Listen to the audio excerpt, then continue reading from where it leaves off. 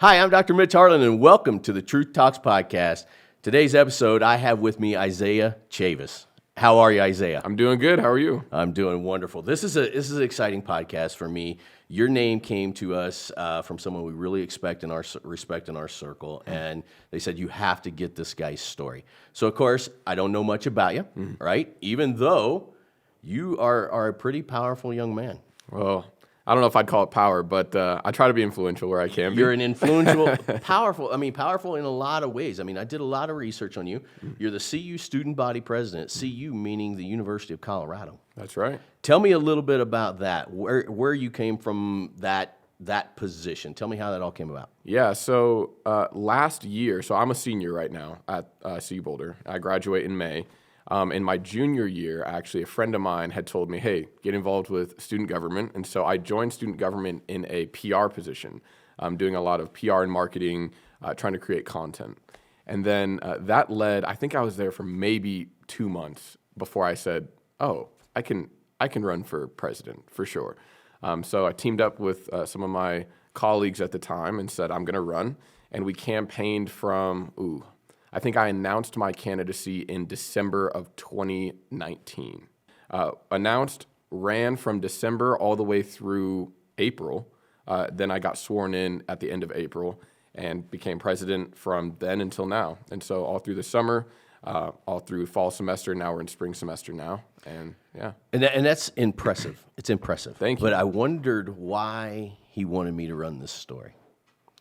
And then I found out that I'm like, oh my God, now I know, because he knows us, he knows our story.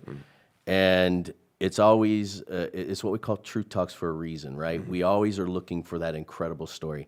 And while you are incredibly impressive as an individual, which I've gotten to learn through my research. Thank you. The start of your story, though, is what captivated me. It's a story, and I'm going to let you tell it, but I'm going to open it up just a little bit. Yep. There was a post in Denver Post, an article in the Denver Post. And you were a young individual, and your mom had you underneath her desk as she was finishing her history degree at the University of Colorado. So when I labeled it, I labeled this from under the desk to the podium. I like that. That was the impressive thing, and we talked a little bit off camera, as we always do in a pre-interview. And I said, man, while you have an incredible story, I have to start with your mom. Tell us that story, because that is powerful. Yeah, absolutely. For starters, my mom is the superhero, right? My mom is the one, and she almost overshadowed me in the article in the Denver Post. No, she did. Yeah, that's a fact. But, when I was growing up, it was just my mom and I for, my entire life, at least growing up to now. We had gone through a lot of hardship together. I have a super supportive family, and my family very much so values education. I think almost every member of my family does have a college degree. And even a graduate degree. And so growing up, my mom instilled in me that education is one of those tools to add to your tool belt. My grandpa always used to say, have as many tools in your tool belt as possible. Yeah. And so I think my mom was, I don't know. I mean, she had me when she was 18, almost 19. And so she would go to the library studying for her thesis, I remember, at UCCS in Colorado Springs. Where I would literally hide underneath the desk in the library and in her classes while she was doing class or talking to professors. And at the time, from what she told me, right, that was frowned upon for some of her professors. So she actually had to, maneuver. That's why I was hiding under the desk. It was not go play, everybody supporting. I was really hiding and, playing with Army guys underneath the table. I read that. Yeah, and it's crazy to think about. And as a kid, when my mom would explain the value of what she was doing to me, it kind of goes over your head because I had no context for anything outside of my own purview. But for fun, she would talk to me about what she was reading in class. Like, that's what we did for fun. She would tell me what she was learning about in the textbooks, what she wanted to do, how the world is positioned, societal issues, political issues, right? Economic issues. She's always been instilling what she was learning at the time, which has really crafted my character. So then, let me think about this. As I, started entering, I think, high school, I started really getting a knack for what I'd been brought up in, which is just this wealth of knowledge. My mom is the smartest person I've ever met. She's the most caring person I've ever met. She's the strongest person I've ever met. That is a fact. And that's not to, we need to credit the other people in my life too, like my grandma, right? I was raised by all women. And, my uncles and I are super close. I have male role models around me. But growing up, that was something that, lacked in my life of male role models who were close to the source all the time. Mm-hmm. And my mom was that source. She was the source of love. It's hard to raise a man as a woman with no male counterparts around you. And so that in itself is a magnificent skill that she accomplished, I would assume well. I feel like I turned out okay. Right. So yeah, I mean, that's been one of those cornerstones that's opened my view on what's important, right? Like, you can do the impossible. Everybody told her it was impossible. She got very little support getting to where she is today. And what I love about that story is, and I think it goes back to everything that you kind of learn. Again, I'm sitting here significantly older than you are, right? And I see this guy that reaches the podium, and as I'm reading your story, I'm like, okay, that's impressive. I'm reading, though, what got you to that podium. Mm-hmm. And to me, that is where the answers are really, right? Mm-hmm. It's not who's speaking behind the podium. How did they get there? Mm-hmm. What did they do? What is that journey that all of us can learn? And while it is impressive what you have done without your mother, this probably doesn't exist. Oh, factually, it does not exist. And she's the first to tell me that, I'm a person that likes to set high, lofty goals that other people might say are crazy. And I'm totally okay with that. I'm totally okay being the crazy one in the room if they say you're reaching too far. Yeah. And she's always been the one to say reach further. But don't get lost in the fact that what you see as the finish line is really still part of the process. The process is the satisfying part. And she's displayed that more than anybody, right? And that's what I've seen is this grind in the process of hard times, high highs, low lows, and even, stalemates sometimes. All part of that process is once you get to the finish line that you think is the end, it's not really the end. That is the beauty in the process. It's funny you say that because as we were talking before, we run all kinds of different podcasts, and one of our Navy SEALs, he gets his trident on, and then he's like, oh my God, I've accomplished everything. What's next? Right. So I love when you bring that up. And again, you sound extremely mature for your age. Obviously, what you've done, there's a whole lot of maturity there. But again, it was that raising in the right direction, that education, mom saying, hey, this is what needs to be done, grandma, all these people that are influential in your life. I think that's a missing piece anymore. And I won't, on my show, I don't let that slide by. Yeah. I think that, again, in every show that we do, there's 8 seconds that'll change someone's life. And it might be that mom who has that kid early. She thinks her life is over. Mm-hmm. Your mom showed that it's not. Yeah, absolutely. Get them some Army men, hide them underneath the table, and go do whatever it is you got to get done. Which gives me then a lot of hope too. What gives me hope is that, A, you recognized all that. You are the new leaders that are coming on. We're the next generation up. Myself and producer Chad, we're getting old. No one wants to listen to us anymore. We're the old guy, that nobody wants to care about. But there's a bigger thing here, and this is one of the reasons, again, I wanted to have you on the show. You're now actually responsible for my kids. Do you understand that impact? To a degree, I do understand it, right? I can understand it to what I've been told, or I can grasp wisdom that's around me, such as yourself, right? You've got some years on me, right. And so you have, inherently more wisdom and life experience. And there's a lot of advisors around me, mentors around me with that same wealth of knowledge that I can't access through experience. I have to access by, learning from what they have to say. So I can see already just some of the microcosms that are happening based on the work that I'm passionate about, saying this will inevitably impact somebody down the road. This is going to impact the generation after and even before me, right? Yeah. We live in a very strange time right now where we have access to a lot of resources and they make us more mobile. Mobility in action is, actually affecting a lot more people than it was 10 years ago, 20 years ago. So I find myself being able to utilize the resources paired with the knowledge around me. Hopefully, I'm doing the right thing. I try to do the right thing to impact, how old are your kids even? So my oldest son is 19, or just turned 20, sorry. We just had his golden 20th birthday. and then my daughter's 15 and my other son's 13. Okay. And they are coming up that decisions you make at the university, decisions you make in some of the other political or other stuff that we're getting ready to talk about, what your role is on CU.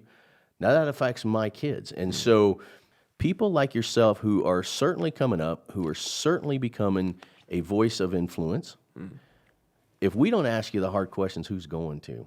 If I don't hold you accountable, who's going to? One of the things I'm going to throw out right now, just kind of when we're on that topic so I can get back to kind of where we want to go. I was interviewing my dad. I just built him a home, and I was interviewing him on the back deck of the house. And I asked my dad, who, by the way, has an 8th grade education. Okay. And I asked my dad, I said, is there anything you wish you'd have done different in life? And he said, one day I hope you're as rich as me. My dad didn't have the opportunities that you and I had, but he made every good decision to optimize the opportunities he was given. And his wealth was that me and my 2 brothers were able to go on and have these incredibly fruitful lives. All of us have found a pretty decent level of success. Right. That was his wealth. And whether we talk about that anymore or not, I want that to soak into that coconut, because when you're up somewhere and you're talking and you're influencing people, I want you to remember that, because I think it's the most powerful statement in the world. What truly is your wealth? And the wealth is passing something great down. And I do believe you're going to get this opportunity. Well, thank you. Yeah, wealth is not always monetary, and you said it best. Not always monetary. It's how you classify what wealth is. And I think our society right now, for one, especially my generation, that is one of those keys. That's one of the major keys that we have to understand, is that wealth is not always monetary. Our society does tote that as the end-all, be-all. So I appreciate that. Absolutely. It's just great words of wisdom. Tell me what you do at CU. What is your role? Yeah, so in student government, and in my position right now, CUSG, that's what we call it, CU Student Government, we handle student fees. We handle $25 million of student fees, give or take a given year. And not 100% of the fees go to student government. There are certain fees that are administrative that the school runs themselves. But for example, we run things like the rec center. And so these are called cost centers. And these cost centers are owned by student government. So I oversee cost centers and the funding that goes within those cost centers. And we have a whole team. We have a finance board that handles all of the logistics there. We have our legislative council who handles policy and passes legislation surrounding this money, really, and just conduct on campus. So student government owns the rec center, the University Memorial Center, which is, we call it the UMC. It's kind of like the home base for students. There's food in there. It's one of the biggest buildings on campus. One of our cost centers is off-campus housing. The VRC, which is the Volunteer Resource Center, which is doing great work this year. Given COVID, we've done a lot with food insecurity. And so the VRC has really stepped up. The director of the VRC, her name is Hannah Wilkes, really stepped up and, threw some resources to food drives on campus for students, or really just the community. You don't have to show ID. You don't have to be vetted. It's for, do you need it? If you need it, we're here for you. So I'm super excited about that. In fact, President Kennedy, who's the permanent president of the system, he actually had just given a significant amount of money to us to distribute that. So the VRC, and then we have CSI, the Center for Student Involvement, and that is has a lot of different moving parts. So when I say these cost centers, there's avenues within these cost centers that do different things. And for CSI, for example, they have a bunch of different clubs and organizations within the overarching umbrella of CSI. So Program Council, for example, falls underneath the Center for Student Involvement. So they do things like the Welcome Fest, which is the opening concert for freshmen and all students at the beginning of the year without COVID, right? Where we get big name artists and we have a huge stage and we have security. I mean, it's a huge deal. And last year, we had a huge artist come, and there's thousands and thousands of kids there. So, that's the fun part, right, is CSI, and I'm very involved in media, and so I kind of have a soft spot for that type of thing. But I also have a soft spot for operations. And, like the rec center is very interesting. This has been a really good learning experience because it's so unusual. We're the most autonomous student government in the country. And then the other decisions that I'm always having to ponder and work with other people, because it goes far beyond me. It goes into hundreds of people, a lot of students in particular, who don't get credited for the hard work that they do or the ideas they bring to the table, is keeping the clock turning.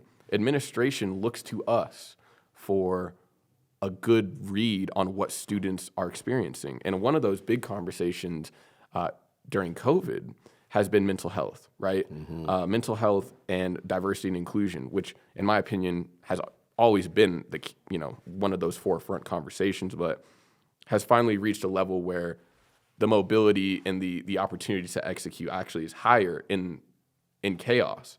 No opportunity is lost in chaos. Right. You have to so it's been super cool, but there's a lot of pressure that comes with allocating that money, or at least being the face of a movement where students are looking to you to provide them a resource. And you have to go through the bureaucratic system to get that done.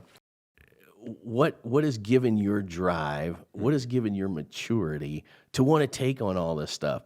I didn't want to take on any of that stuff. My deal was I played baseball in college. I wanted to go play baseball. Yep. I wanted to check out chicks. I wanted to go to the football games, baseball games, basketball games. I wanted to do all that stuff. The college experience. I don't want to take anything away from you, but are you experiencing college? Yeah, it's funny you say that actually, because well, we also have to take into account the year we're living in. This is miserable. It's the college experience for anybody is so drastically changed this year that it wouldn't be normal either way. But I started this before that happened, and I like to take on a challenge. I'm going to be honest with you. I would never have thought or sought this out when I got to CU. I didn't show up and was like, oh, I want to become the student body president. So you were like me. How so? You knew where the bars were at. Oh, yeah. You knew where. Oh, yeah. Wait a minute. No, you didn't. You were I was at 21 18, council. so no bars You just then. knew where they were at. Yeah, I knew the Yeah, location. you certainly weren't going there, but you knew where they were at. Exactly. So you were a regular Joe. You didn't start out this mission to be who you are now. You wanted to experience a little bit of college. I did to a degree, and I would say this to say that I've always felt a little bit. I've made it to where I've always been a little bit different than maybe what's going on from the large social groups. Of course, I had my fun. Of course, I still have fun, right? The college experience, I go to games. I have a lot of very close friends on the sports teams. I'm front row and center, for all those games, football, basketball, all of them. And of course, you go out and have a good time in the city and stuff like that. But it's not what makes me tick. So, I know, but I'm glad to hear you say that, because let me tell you, the thing I'm a little jaded on politics and all this kind of stuff, right? Yeah. I need to know that you're a real guy too, though. Oh, for sure. That you're absolutely real. Mm-hmm.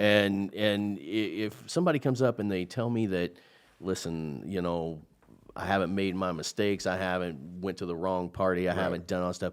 To me, man, I mean, for the most part, now this super mature guy that I see and this so responsible guy especially with money and all this stuff, it still makes me feel good that you've had experiences, because without experiences in life, I think knowledge is extremely limited. Oh, for sure. And those experiences, I am definitely a regular guy in those, in that term, because of course I like to have fun. Of course I like to have, real conversation. I want to make mistakes, actually. You try your best not to, but I look back on the college days, freshman year, sophomore year, where I've had some fun or made some mistakes as a kid. That's what you are at that point. You're a young man, but you're a kid. I'm a young man now, but I'm going to look back and be like, I was a kid then, right?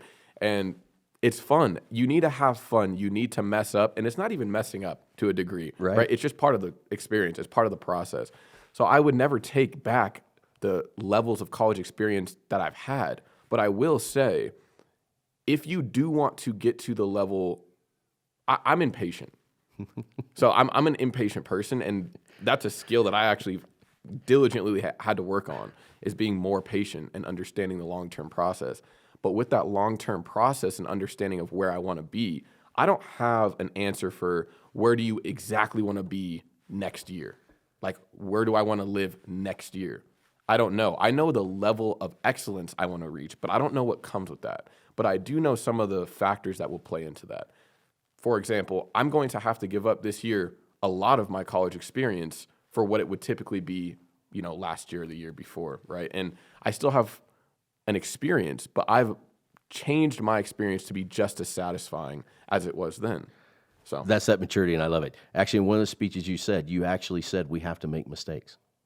did I? Yeah, you did. I researched everything. There's no stone unturned here right now. I got a whole bunch more for you coming up. Yeah. Tennis, basketball, you know where I'm going Oh with this. yeah, there we go. They no, you said we have to make mistakes. Another thing that you said that I absolutely loved is it's not a left or right thing, it's a right or wrong thing. By the way, it's the same speech. Just so maybe now jog your I'm memory. I'm on the page now. And again, when I see the younger generation that is potentially going to be massively influential in the world, I have to take that serious because now that is, again, regulating over my children. Right. And I can only do so much here, and then I rely on you guys to do the rest of it, so to speak. When you said that statement, obviously, if you're in student government, if you're in, the class president, all this type of stuff, politics plays a role. Was that a political statement? I wouldn't say that was a political statement. I would say that was true to what I believe. And I've noticed as I've maneuvered through different issues that become increasingly more political, that you just get caught up in the weeds. And so when I said it's not about left or right, it's about right and wrong, I've said that in meetings. I've said that to representatives that I have to, make sure I'm representing my constituency properly. Because there are issues that we're dealing with right now that are so politicized that we do not reach the conclusion that we need to as a human race, as a community, as a group of people, as one body, because we disagree on something that doesn't matter. So it is about right and wrong. And I guess, somebody might counter that statement and say, well, my version of right is different than your version of right and wrong and vice versa. And that is the challenge. And Somebody's always going to do that. Always. Always. You're never going to have it where you get 100% to agree ever. No. It doesn't work in life like that. But I love that you just said that. Listen, if everybody can't share their ideas, and I know I'm laying this on you heavy, and I even told you this before, because the thing that bothers me the most is you're 21 years old, and I feel terrible that you have to wait some of this stuff. This is not something that you should have to have on your shoulders as far as I'm concerned. This is either a failure of my generation, a failure of politics, greed, whatever it may be, but I always feel bad that somebody like yourself at 21, you shouldn't have to weight this responsibility. I'm glad it is you because I trust you and I think you can carry this weight. But I think it's a little unfair that you have to do it. But where does stuff like that come into play when you're the president? Do you tell them? Do you say, "Hey, man, we need all types of speech. We need everything"? I mean, how has that played out in your career now, being in your senior year? Yeah. Well, for one, the conversation about free speech is one that is very hot, always has been, always will be, right? And, you have other universities that don't let speakers like Milo Yiannopoulos come and speak, right? I believe that there's a space. He is a little crazy. Agreed. No, I mean, I fully agree, right? At what point, though, do you have a threshold? There we go, right? At what point do you say you're causing more harm than you are spreading ideology for people to ponder and make their own decisions? And I think the answer to that is you got to let whoever goes there to listen to it go there to listen to it. It's a vague space. It's a vague space. I'm going to be honest with you. And I can't say that every speaker, whether that's a conservative speaker or a liberal speaker, should be allowed to speak if it's causing harm. And what you classify as harm, goes down to like Thomas Hobbes and all those people, right? Like you can talk about the state of nature all day long and what really is harm. Right. But yeah, I'm a believer in free speech 100%. And I'm also a believer in having the ability to limit, if you're a private institution or even a public institution, what is best for the students. And that line is hard to draw. I don't have one statement that could answer that because there are too many people with too many views who feel differently about different things. So we should have the most conservative speaker come. We should have the most liberal speaker come. We should have the libertarian speaker come. We should have everybody come and form their opinions. That's what college is about. Yeah. For one, is facing the conversation. It's a beautiful thing. And my mom had always told me, this will be one of the only times in your life where you are in one place at one time with people all your age doing the same thing. And part of that same thing, the pivotal part of that is learning, having the hard conversations. I used to be in my dorm freshman year, and I lived in a dorm called Hallett Hall. and how it was super unique in the fact that it was like a multicultural dorm. So we had one section was for African American students. You choose to be there. One section was for LGBTQ plus students. One floor was considered standard, but it really was heavy on international students. The bottom floor was all male. So, I mean, there's a lot going on there, a lot of conversations going on. And we used to come together in the common area. And I love debate. I love to, even if I agree with you, I just like to debate. Just to see I know how it you goes. do. Yeah. I knew this was coming. Yeah, I just like to debate, right? And I used to be there, and I would have the best conversations, and they'd be the hardest, most uncomfortable conversations where I would feel attacked, where it goes from, macro level talk to who are you, though? Like, tell me your identity. Why is what you're saying correct or incorrect? And I felt almost torn down a lot of the days that I was there, feeling isolated, or like these conversations made me feel like I wasn't wanted at times, or I would walk away like, oh, I won that, right? There's all these different factors that have crafted a beautiful experience of learning. So it's important to have those conversations. I had a good friend of mine who he was 2 years older than I am. He didn't really like the university, but he didn't play on a team. He didn't have some of these things, right? And what was interesting is his experience was he was by himself all the time, and it was a lonely place for him. And I remember him telling me that story, so I always would be reiterating to other students, listen, go immerse yourself in something, get in some sort of group, some sort of club, start making friends, and those friends are going to give you friends, and those friends are going to give you friends, and then you have this huge network, right?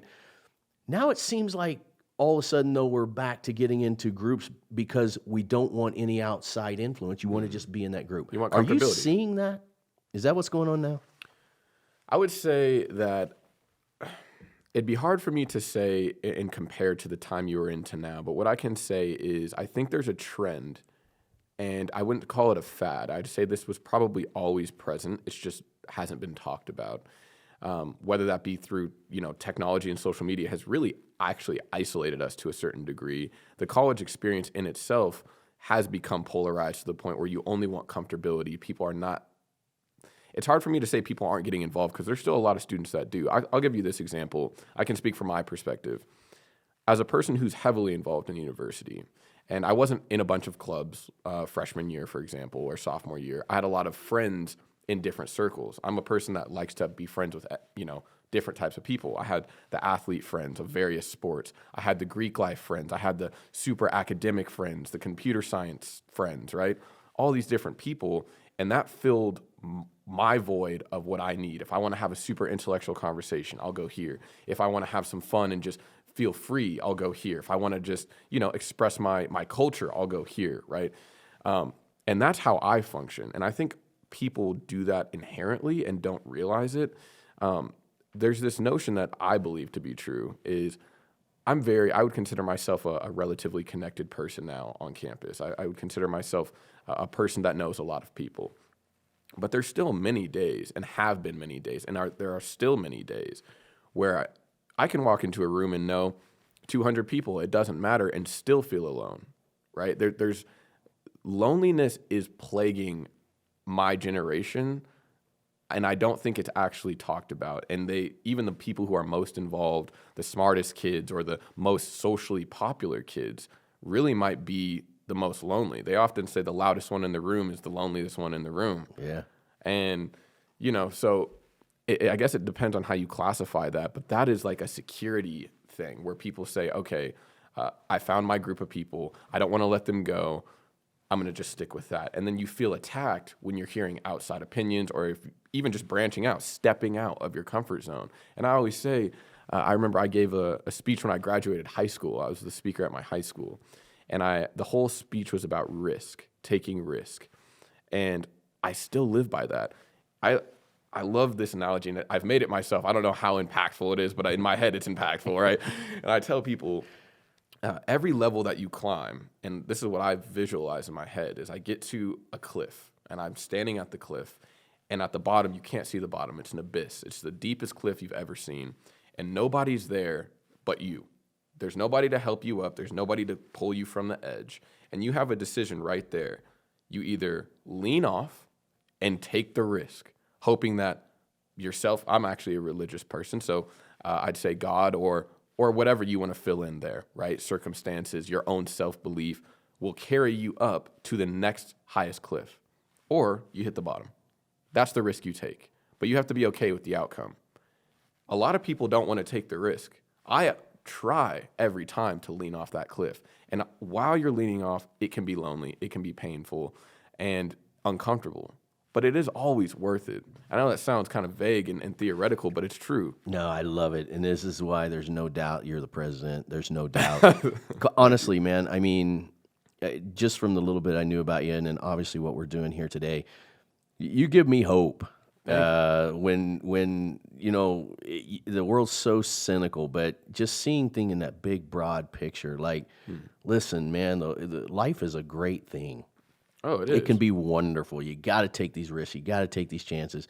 It's really interesting and fascinating to me when I hear this, because outside of CU, there's a lot of people that they come up with the opinion, it's so liberal up there, it's so this up there, it's so that up there. This is why I wanted you on this show. You're the president, and I see why you're the president. I understand why you're the president. Been a lot of stuff put on your shoulders, and I think you've handled it extremely well. And that gives me hope that you will go on. Now, here I am going to step into the thing of the father role, right? All right. Can you avoid the pressures behind the influence that I already know you're going to have? I don't even know if you know how successful you're going to be, but I do. You just have that drive. You have that. You're that person, right? And in some of that stuff, I always say, do you even know how you got there? Most people don't. It's just it naturally came over time through working hard, doing everything that we know makes people successful. Can you, with that influence, avoid the pressures from all angles that's going to hit you? You did say in one of your speeches, you said sometimes you got to walk alone, and you can't be scared to go alone. For sure. I see that in you, and it gives me hope. Well, it's a fact. And as you go through, inevitably, you will be alone at times. You're not alone fully, but you came in this world alone, you're going to go out alone, right? And I'm no stranger to feeling isolated in my walk. And I don't think anybody's really a stranger to feeling that level of isolation. I just like to voice it to let other people know you're not actually alone in feeling alone, right? And so when the pressure comes to answer your question is, bring it. Like, what is the point of doing anything I'm doing if I can't face the pressure? And the pressure might succumb, or I might succumb to the pressure at times, right? Waver, but always fail forward. So I'm not sure I would say I don't want the pressure. I want the pressure. I'm eager for the pressure. I want there to be levels to this where I arrive at a new point in my life where I say, oh my God, what's coming? I don't know what to do. I feel unprepared. I feel small. I feel, unqualified maybe. I want those moments because that's what fuels me to conquer that next step. So bring the pressure. I love it. You know, when it's of course I play baseball and I love baseball analogies, but you got 2 outs. It's in the 9th inning, right? Do you want the guy to walk up to the plate and say, "Man, I sure hope I get a hit," or do you want the guy to walk out of the dugout saying, "All right, after I hit this thing and we start celebrating, this is going to be a great day." Right. That's what you've got, and I want to take that there. And here's where I want to wrap some stuff up. Because I think this is so incredibly powerful. I have a feeling I know where it came from. Maybe mom, maybe grandma, I don't know. But you know what? You're not scared of God either. No. And that is another thing that is extremely refreshing to me. Now, of course, producer Chad and I we're both believers. Our podcast is not about a faith-based podcast, but when some of the massive stories that we run that are insurmountable, a lot of people find faith, they find God. And I did find that interesting because it's a topic that I hear around the circles that a lot of that's being lost, especially at the university level, especially young people. They feel so beat down. They feel this, they feel that. When I started researching it and I saw God show up a lot in your life and stuff, so number one, you're the guy that's going to go to the plate expecting to get the hit. For sure. It's You already also rewritten. You also believe that there's something bigger that can guide you and help you make decisions and so on and so forth. That's a real positive thing. I'm really impressed with that. Tell me where that came from. Oh, man. Well, I think, I was raised to have an understanding of God, right? And I like to, now as I get older, I try my best to separate religion from God. I do identify as a Christian, but my best friend is Muslim. Right? One of my best friends growing up was Hindu. I have friends who are atheists. And for me personally, God is my strength. And I would be lying if I didn't say that, right? It's unpopular to say that. And I probably have never said that until right now publicly, right? At least in this setting. But that is the truth. I would be lying. I wouldn't defy God in that way by saying, it's just the truth for me. And that might look different for other people. And in a university setting, I've become more and more cognizant of the fact that we don't have it all figured out as people. And, they used to say Boulder is one of the most godless cities in America. I don't know how true that is. It's not a commonality to be speaking about God or coming together around God. And maybe that's okay. Maybe that is part of the steps for people's paths to find God or not if they don't believe, right? I am not going to impose my will on the people I represent because it doesn't matter to me. And that's fair. But God for me is God for me, right? And that is my strength. When I wake up in the morning and I walk alone, I'm never really walking alone, right? And I would say nobody's really walking alone. And this is why I'm so cognizant of death, right? I've become obsessive about it sometimes, where I'm like, this is what I want to leave behind specifically, or the moment when it happened. I could die tomorrow, or I could die right now. I could die in 5 years. I don't know when my time will be, but I know I have purpose. And I think it's been critical for me to identify that, yes, I do have purpose because of something greater. Giving yourself purpose is all fine and dandy until you realize your own ego can be stripped from you at any moment. Yeah. And so there's something intrinsic about just human nature, in my opinion. Consciousness, the ability to love, the ability to contemplate abstract things. That's a book in itself. There's wars that are over this conversation, right? People, many, many millions of people have died throughout history because of this very conversation. But it's important to recognize that my generation is asking a lot of questions. And I think we've asked the most questions, potentially, of any generation ever. We're asking questions about society. We're asking questions about ourselves. We're asking questions about our future, about God, right? About academia. We're asking so many questions that it's become, we're lifting the veil. It's all smoke and mirrors, right? Where it's like, oh, well, if you look at religion, and I can say this as a believer of God, that if you look at religion, it is very murky water. Mm-hmm. There's a lot of corruption there. There's a lot of terrible things that happen when associated with religion. And that is a put-off to people, especially when you go through academia, because they let you know the real history behind what it is you claim as God, right? And so that's where I've started to say, here's religion. Take it for what it is. You can interpret it yourself. But God exists outside of the human structure of how he might be presented. So that's where the conversations open up with my friends of other religions. Dude, I got a bro crush on you. I'm like, this is all right stuff right there. I've been able to rub shoulders and elbows with some of the most influential people in the world. And this is an unpopular statement too sometimes. Even though I've been around some of those guys, sometimes I'm like, and I got to say women too. I'm from the Midwest. We always use guys. Yeah. Men and women. Mm-hmm. Been able to be around just some of the most influential people in the world.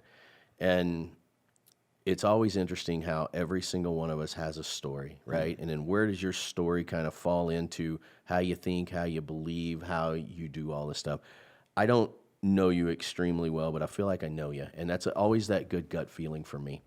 I kind of feel like I know your mom, too. And as a matter of fact, I think I want to get her on a podcast, actually. Okay. She'd love it. I would love to get her on here.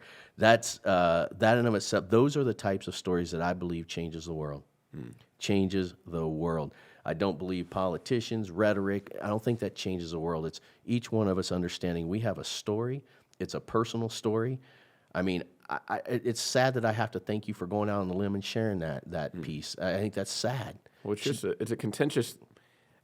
You have to be careful with what you say when you're seeking to influence masses of people. Except on Truth Talks. Maybe we'll just keep our audience low. I don't know. We're always going to speak the truth. Yeah, and that's my truth. And I love it. And man, like I said, you have just impressed the hell out of me. And I knew when Chuck had sent us this story, I knew it was going to be a good one because Chuck doesn't do anything but spectacular. And I want to thank you for coming on our show, dumping your heart out, showing what it's like to not only be a real human being, but taking this process to the president of a major university, taking change and trying to make it better for everyone else. I'm just so impressed with you, young man. And thank you. When you go to pass that baton to somebody, you're the guy I want to pass it to. And I'm not saying that because you're on my show. That's what I truly believe. Thank you. You're a stand-up individual, and that's what we need in this world right now more than ever. Well, thank you. It's been a super great time, honestly. So I just want, that baton is resting on a lot of people's shoulders. And it's going to be up to us to make the change we want to see.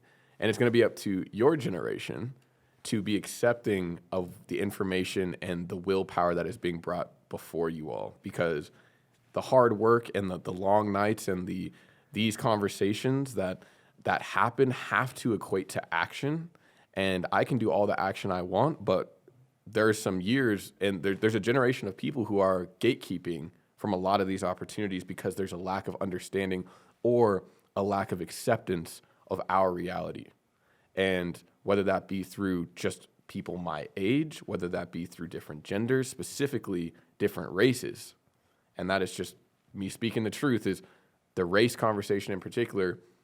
We have to have allyship, not only across generations, but across identities. Mm-hmm. So that will also be on your generation to assist my generation in passing that baton successfly. I'm perfectly willing to take what you've got to give me. If you're willing to take, I think that's how it works. Tell me here as I wrap up too, I want to know where do you go from here? Oh man. Well, right now, I'm kind of hoping it's going into politics is really where I'm kind of hoping this goes. Because now I got this bromance, and I'm like, all right, I need this guy to go ahead and take this on down the road for me. Yeah. I have a lot of goals. Like, I'm super into a lot of things. I love creative stuff. I love music. I make music. I love video. I like acting. I like all sorts of things. I'm like You don't want to be a professional tennis player, right? Oh God, well, that was embarrassing. Maybe I was going to bring it up, and I thought, you know what? Maybe I'll leave that off. But now I got to bring it up. So here, the first clip I see, you're playing basketball with one of the CU guys. Yeah. Dribbling behind your back, between your legs, shooting a 3-pointer when you count down 3, 2, 1, which we all do when we're kids, right? Course. You got to wait. Nobody ever takes a 3-point shot without 3, 2, 1. Of course. Yeah. But then you post this tennis one. Sir. Oh yeah, beauty. It's in my blood. It almost ruined the entire podcast. I'm like, producer Chad, I'm not sure we can have this guy on because I'm embarrassed for it. What was that about? Oh man, I had one of my buddies was like, hey, let's go play tennis. I have an extra racket. You've never played. I'm like, okay, so we can throw it out there. You've never played. That was my first time playing. Okay, thank you, Jesus. That was my first time playing. So I said, it's my first time. Let's vlog it. Let's get the crew together. Let's do it. And I thought I was going to be way better. And I went and I was absolute garbage. I'm okay now. I've gone a few more times. I can hold my own now, but then not the move. That was awesome. Another thing that I'm like, oh man, that makes this guy human, right? Oh, yeah. That's why I loved it. I'm like, he's so human. Yeah, but all right, back to the story. Where do you go? Where do you see yourself? So right now, I graduate in May. I'm looking for opportunities right now, kind of sifting through different offers, potentially different career paths. I want to go to law school at some point, I think. When I started to love him. But I'm not going to be a lawyer. Oh, okay. Yeah. I don't want to be a lawyer. I want the law degree to just have another level of knowledge for, high-level business and politics. So ideally, I'm super into tech. I'd like to go into a space that is creative but of high industry. For a year or two, maybe attend law school, maybe another postgraduate degree, and then go into politics once I have some of that private industry creative freedom that I can control and influence people through that medium, then go and run for a high political office. Ideally, I would like to go into Congress maybe and be a senator or a representative, and then you never know what happens from there. But yes, I will be involved in politics at some point. Yeah, I see it in you. Yeah. I hope you don't lose this honesty. I hope you don't lose this guy that I see right now, because this is what the world needs more than anything right now. And we're going to need it 50 years from now. Let's be honest. Yeah. Things change pretty slowly. We're going to need that. I've had so much fun with you, though. Me too. And I would certainly like to bring you back, because there's some topics that I really want to hammer that, I need that honesty. I need that what you have, because again, even at 50-some, we still want to influence people, right? Agreed. And get their lives better and make their lives better. And I feel like you're doing that at CU. I'm so proud of you, man. Thank you. I am literally proud of you for this opportunity to have this medium. What you're doing is enabling people who have dreams like me to be able to share this. So you're doing the work that we need as well. Yes. So you do social media too. Talk to me about your podcast. Talk to me about the stuff that you're doing. Yeah. So right now, our Stratcom team in the executive branch, so my Stratcom team, we put together, I had this idea. I said, I want to do a talk show, and I want it to have absolutely no limits, right? If we're in person, if we're playing sports, that's great. If we're sitting down like this, that's great. And I want to get as many people who are as impactful as possible to the students as possible. The whole point was to lift the veil that I felt like, caused a lack of transparency. And so first I got Chancellor DeStefano on there. Second, I got my friend on the basketball team to kind of add a little bit more entertainment alongside real conversation. This third episode that's coming out shortly is with the director of the DOC, Department of Corrections for Colorado, Dean Williams. Him and I worked a lot over the summer together on CCI, which is the Colorado Correctional Industries. And CU was negotiating the contract that we have with the prisons because they manufacture furniture and other goods. And so I was the student rep on that. And that was a very long process. It's still ongoing.